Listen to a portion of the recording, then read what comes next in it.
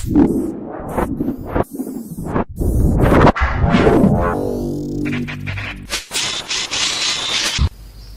was brought up in a Christian family, so we would go to church every Sunday, and from a very young age, like, I knew that Christianity was not what I believed in. And one of the first instances which I remember was I was actually in church and we had to write a song about God, and my song was Jesus and God, Jesus and God. This is it's like a little rap.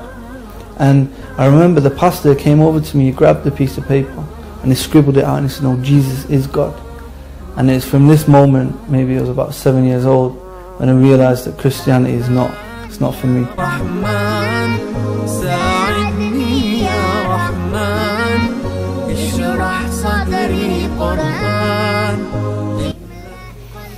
So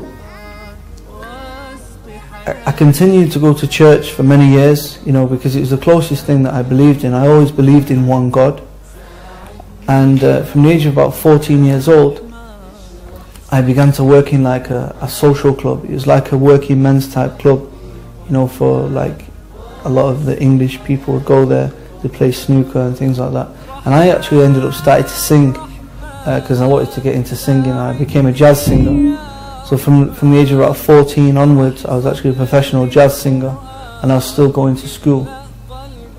Now, my parents decided that they didn't want me to go to a local school because it was quite a white area, there's a lot of racist people there as well. Plus the education wasn't that good in that area, so they sent me to the other side of Manchester, to Hume.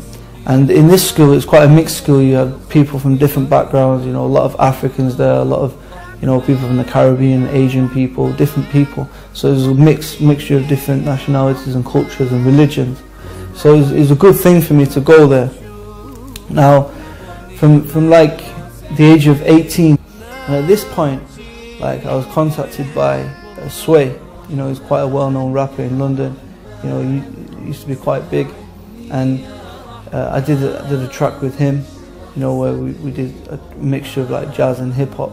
So I was actually, I was getting about doing my music, things like that, and it was my dream to be like a jazz, a big jazz singer. This is what I wanted to do, and actually my career was actually doing well. I was getting a lot of gigs. I was singing on cruise ships and singing in different football stadiums and venues, and it's becoming quite good. And this is really what I wanted to do. I was just concentrating on doing this dream. So at the age of 18, a lot of Africans moved into my area. It became quite an African area. A lot of people from West Africa, like Sierra Leone, Nigeria, and I became friends with some Sierra Leone brothers, and they were Muslim by name. Some of their family were Muslim, but they didn't really know much about Islam. But anyway, we began to do business, and eventually I had to travel to Africa, to Sierra Leone. We were selling cars, and I was also getting involved in studying diamonds and learning about diamonds. So this is like the path which I wanted to take, because this is what my friends were doing. And it was good money, it was just, living the life, trying to make as much money as we can, enjoying life, spending it, wasting it all away. This is what we was doing. And my experience in Africa, the first country I went to was actually Senegal, in Dakar in Senegal.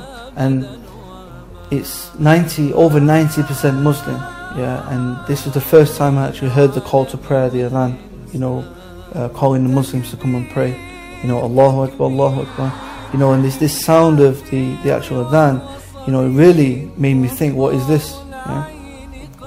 And it made me want to know more about Islam, and at the time I was actually stuck because I was only supposed to be in Senegal for maybe 2-3 days, and I told the hotel manager, because I was actually stranded there for over 2 weeks and I didn't have any money to pay for the hotel. I told the hotel manager, and he said, "No problem, come to my house." The hotel manager took me to his house, and he was a Muslim.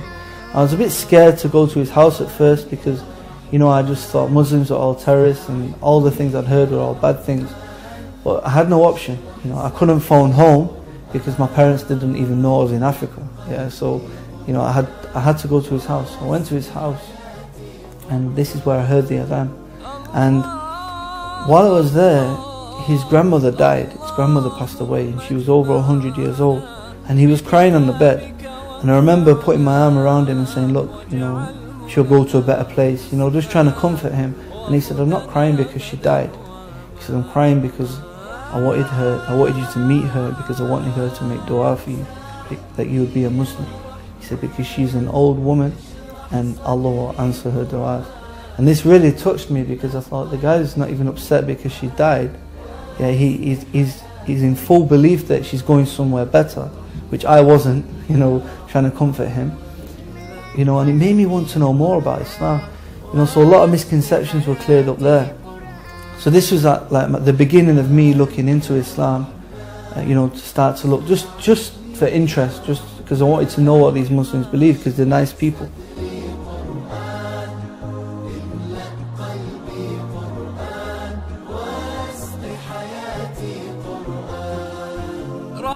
For many years, like my friends, they would go to certain people in Sierra Leone who was dealing with witchcraft. They was dealing, you know, they have different names for it, like juju or voodoo. You know, they'd be involved in these rituals where they would be contacting the unseen world, like the jinn, for help.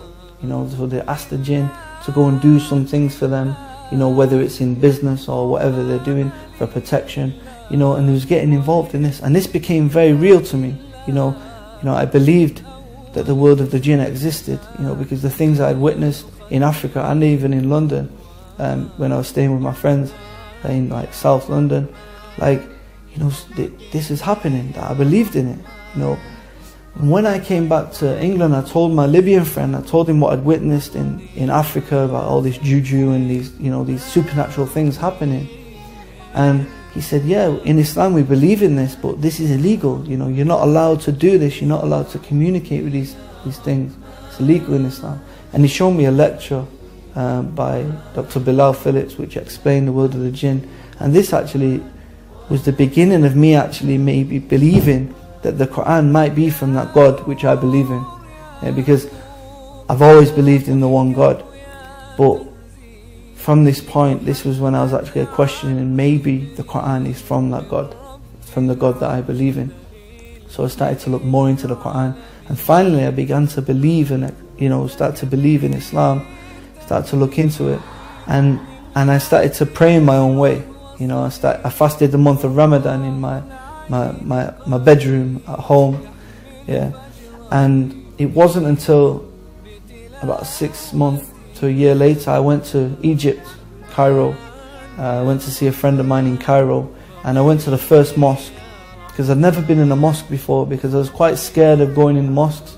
You know, again, I had a lot of misconceptions of in all this. I was scared to go in the mosque. And I went to the mosque, and I asked my friend, I said, can you teach me how to pray properly? And he said, no. He said, because you're not a Muslim. I said, I am a Muslim, I pray, I fast, you know, I try. He said, no, you have to say the Shahada. You know, and I didn't know what the Shahada was. You know, I said, what's the Shahada?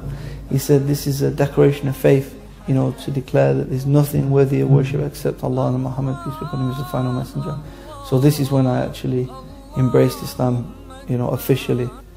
Back in 2006. Okay, mashallah. Aki, can you now tell us how coming to Islam has changed your life? Since accepting Islam, you know, it wasn't easy, you know, because I was still a singer. I was still doing, you know, things that not good, you know, undesirable things, like, you know. And it's not easy just to give all that up straight away. I mean, many people, that's it, you know, they just give it up and it's out of their life. But for me, I couldn't do it. You know, I wasn't strong enough. My belief wasn't enough just to leave that life straight away. It took a long time for me to, you know, give up my singing. The singing was the hardest thing, you know, and the music, because it was a big love of my life.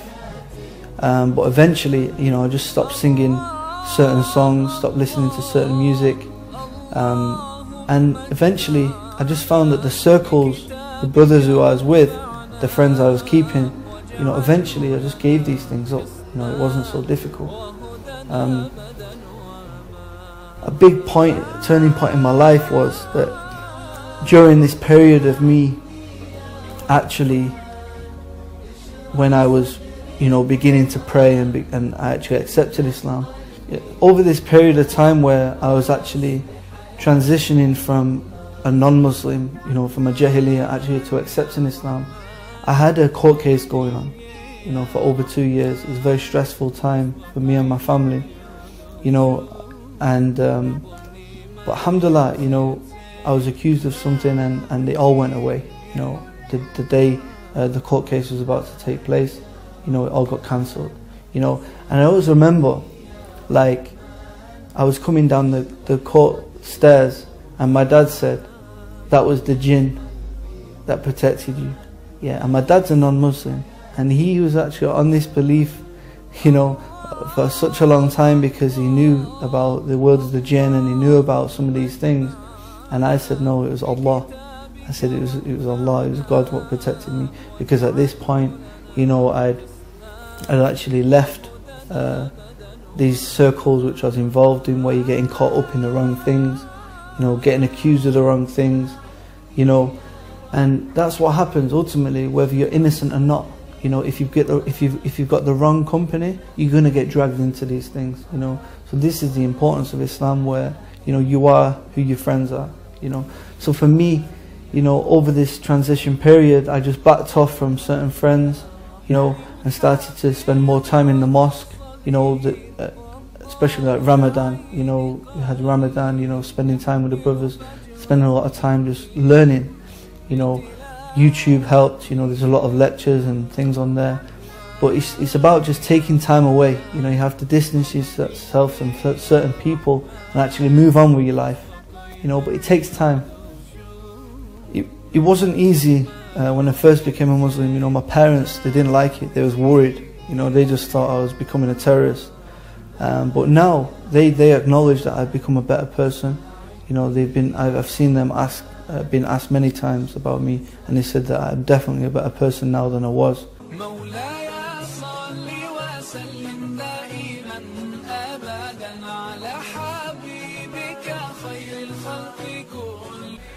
You know, I'm hoping that I'm a better son and a brother than I was before.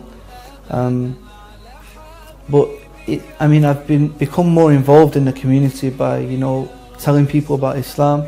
Actively involved in dawah, telling people about Islam, doing talks in the universities and different things like this. And I've also since gone back to Africa, yeah, because Africa, you know, I have a big love for Africa because it's where I first heard the adhan, it's where I first, you know, started to understand the world, the unseen world, and it's also where I took my shahada in Egypt, you see. So I decided that I'm going to go back to Africa, and a few years ago I set up my own charity called Volunteers Sierra Leone, where we're actually now responsible for 65 Muslim schools around Sierra Leone. You know, so now this is actually, we're in the process of preparing volunteers to actually go back to Africa and actually help the Muslims and the non-Muslims with education, because education is the key. You know, if you look at the people what was living in my parents' area, you know, what I was telling you about before, you know, with this, where the education is bad. You know, these people, none of them have been to college even, none of them have been to university. They've all, you know, a lot of them no jobs, you know, they don't know much about life, you know, but because my parents sent me to quite a good school on the other side of the city, you know, I got to experience different cultures and understand education is the key. Yeah, so, you know, it's about giving back to the community, giving back to, you know, Africa, especially for me. What advice have you got to Muslims and non-Muslims regarding Islam?